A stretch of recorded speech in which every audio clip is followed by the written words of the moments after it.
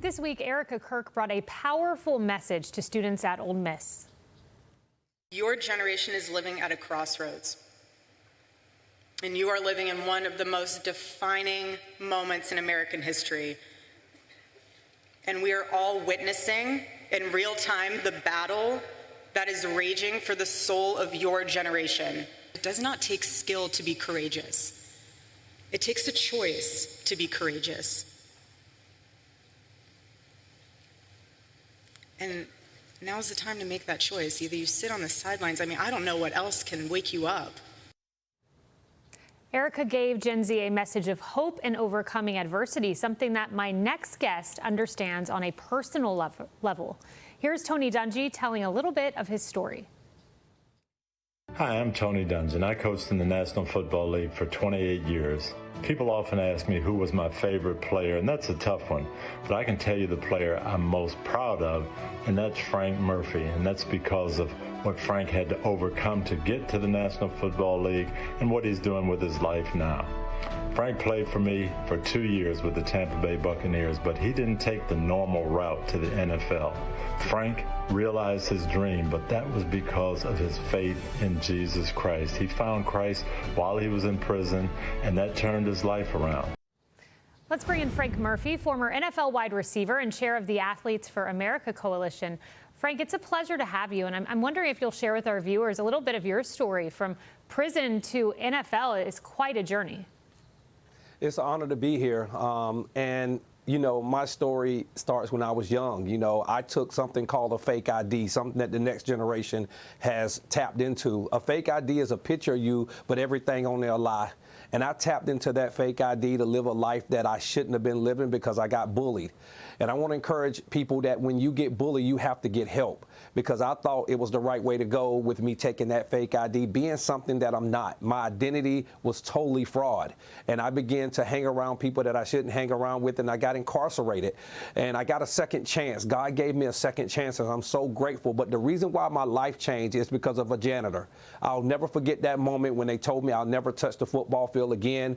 I'll never be on the team again in junior college. And a janitor stopped me in the hallway, and she said, "Young man, it's a light following you, and God told me to tell you that you're going to change the world." I begin to laugh. I say, "Lady, you don't even know what's going on in my life." She say, "No, I'm just telling you what God told me to tell you. I don't know who you are, but that's what God told me to tell you." From that day, my life changed, and it didn't happen because some popular person came out. It was a janitor. So I don't put emphasis on title. I put emphasis on purpose. And I'm so thankful that that janitor stopped me in that hallway. It changed my life. Wow, that janitor had a Christ moment there in reaching out to you, a divine appointment, as we call them. Frank, I want to play an important clip that I heard from Erica this weekend, or this week, I should say. She talked about Satan and the temptations he puts in the path of young people. Stand firm against the wickedness of the devil and the schemes of man. He will find fear, he'll find disappointment, he will find one thing, and he will wedge it in between you and the Lord, and he will make it grow. He will make it grow so much that you lose sight. It becomes this, almost like an eclipse, where the truth is hidden behind it. And yes, the light's still there, but you can't see it anymore. That's the enemy's tactic. Frank, that's a big message, and it's so true that Satan puts these temptations, social media, depression, anger, and it can cloud out the light. You know what? Entertainment is the substitute of God's joy. Entertainment is the substitute of God's joy, where anything that can keep you entertained so you're weak. Because the Bible says the joy of the Lord is your strength. So if you're not tapping into the joy of the Lord, you will not be strong to fight temptation that's coming upon you to take that fake ID and help your purpose go to the graveyard. The reason why I'm here today is to make sure that your purpose don't go to the graveyard. Because if your purpose go to the graveyard, you didn't just cheat yourself. You didn't just cheat your family. You cheated the next generation. And the next generation is dependent on us to step up, step out, and step forward. And that's what I'm blessed to do. What a message. And our daughters are dependent on us. I want to also play something you did this week. This is Dads Defending Daughters, a big message. We don't often hear from dads on the issue of biological men in women's sports, but here you are. I don't want you to know me as that NFL football player and also winning awards for Lifetime Achievement Award from different presidents. I don't want you to know me as that Heisman Trophy winner in junior college. Not today. Not today. I want you to know me as a dad that never gave up. A dad that was bold when called upon. A dad that got off the bench.